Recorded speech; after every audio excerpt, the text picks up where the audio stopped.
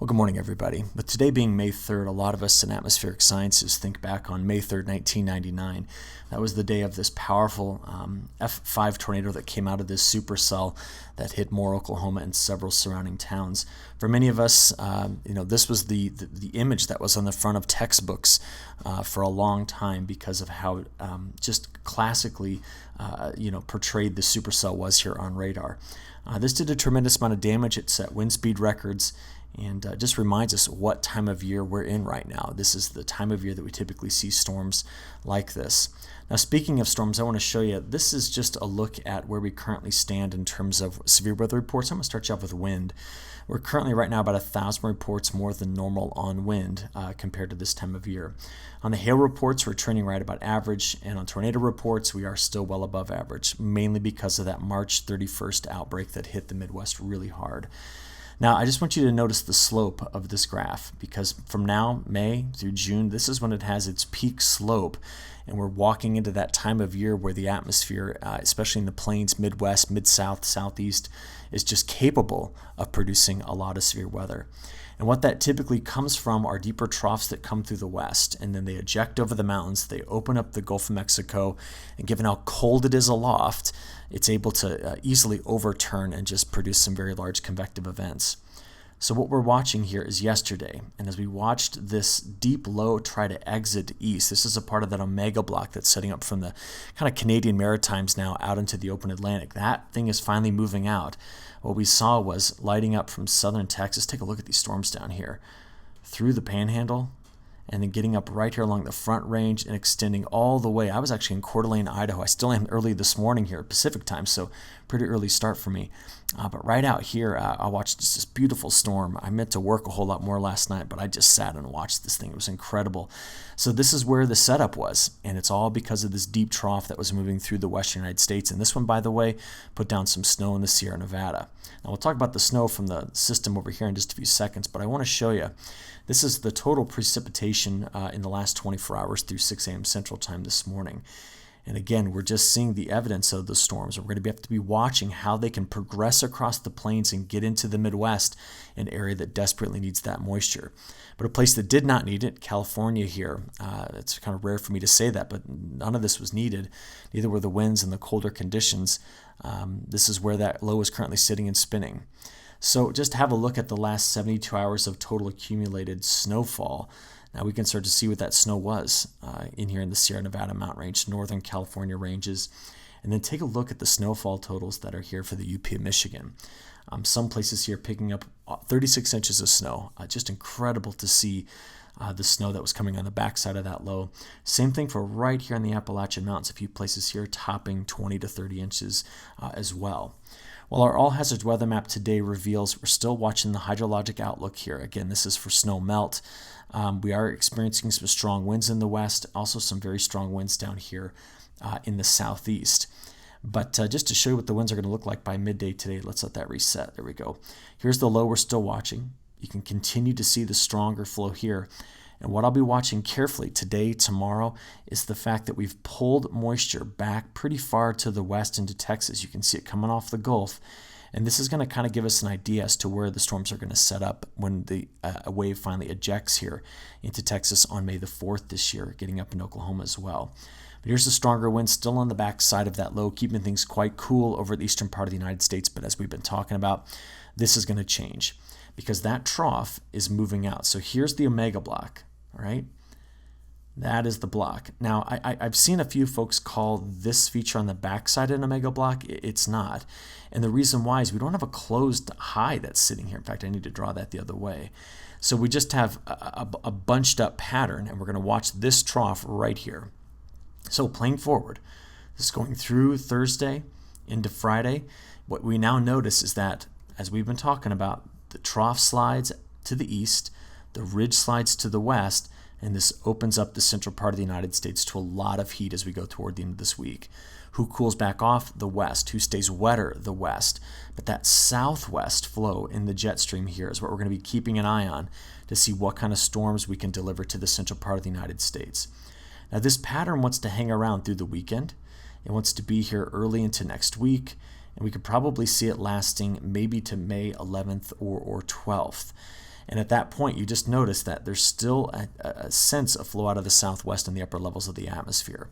But a big change is just where this trough is, and just keeps kind of retrograding a bit back to the west, which is going to be important to get this out into the open out into the open Pacific to start to see some warmth rebound in the midsection of the country, or sustain in the midsection of the country, but rebound in the west as well. So stitching this together tomorrow on May the 4th, that's where we're going to keep an eye on that dry line as it progresses here from central Texas into Oklahoma. So this will be the severe weather corridor we're going to keep an eye on. And using some of our high-resolution models, let's start off with the NAM. If we play this into early this morning, okay, some scattered storms left here. We do see the snow still in parts of New England early this morning, pushing up against the Appalachian Mountains. But what we're going to watch is later on today, isolated storms, again, continue to pop up here while there's rainy conditions in the coast of California. Okay, playing into the overnight on tonight into early tomorrow morning. So this is 6 a.m. tomorrow morning, 7 a.m. We're playing through, watching that same corridor. But we're going to start to notice that this system begins to pull out here into the plains, and that's when we see the risk of these stronger storms to erupt in this area. Now, the models I don't think yet are handling the convective initiation very well. So you're looking at that going, where are these storms? Well, we're going to have to watch and now cast our way through them. But you notice this is the corridor for the Storm Prediction Center. But take a look at this. This is all coming around that deeper upper level trough that is in the west. Now, I will be watching these storms very carefully coming out of Oklahoma into Kansas and Missouri, because the moisture that could spread here, Arkansas, Missouri, parts of Kansas, Nebraska, is desperately needed in that area. And it could push into Illinois, could push into Tennessee, Kentucky, see it right in through here. This is early in the morning on Friday. And while that all occurs, the deeper low, we're now seeing some snow in parts of Oregon and the Cascades, wet conditions here in parts of the Pacific Northwest. And that's where the troughs are redeveloping in this area. Okay, bigger picture. We know that this region is going to stay wetter than average because of the troughs that are right now over the next 5 to 7 days sitting close to shore before they move back out to the open Pacific.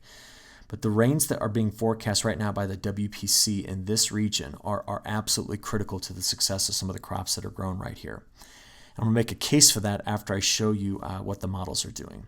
So next, let's go see what the multi-model analysis, GFS versus the European, is currently doing. So as we play this forward, we've already seen through this point. Let's pick it up early in the morning on Friday.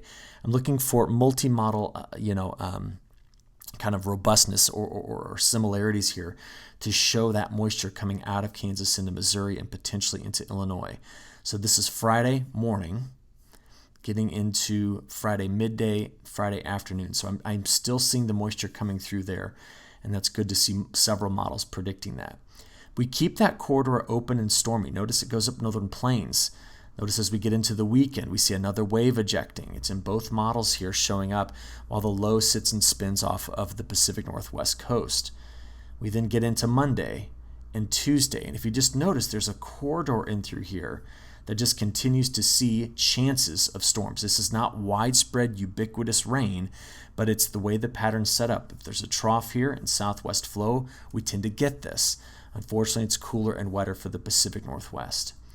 Now we keep playing it out there all the way to next Wednesday and Thursday, and what do we see? The models just want to keep pushing systems through this particular area. And speaking of this time frame, we saw yesterday released from the Climate Prediction Center that they're going to be watching that 10th through the 12th time frame for the risk of some, just heavier than normal precipitation. That's what the risk is for here. Another way to examine this is the probability over the next 10 days of at least an inch of precipitation. So we're highlighting these two main corridors we were discussing here. All right. Now, again, I told you I wanted to make a solid point as to why this matters. First of all, we have flooding on the Mississippi. So if we do end up seeing a lot of heavier rain getting into this area where the Mississippi's flooding, this is going to be more water draining into the river in the midsection of it, because a lot of this flooding is, of course, coming from the north.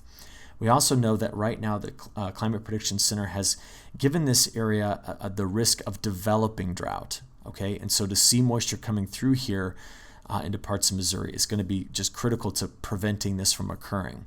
And we know that the soil moisture is low. I've been showing you the 16-inch soil moisture. This one is the 4-inch. And so we're just keeping an eye on this area as being quite dry right now in the central United States. So to see the moisture return there is going to be important.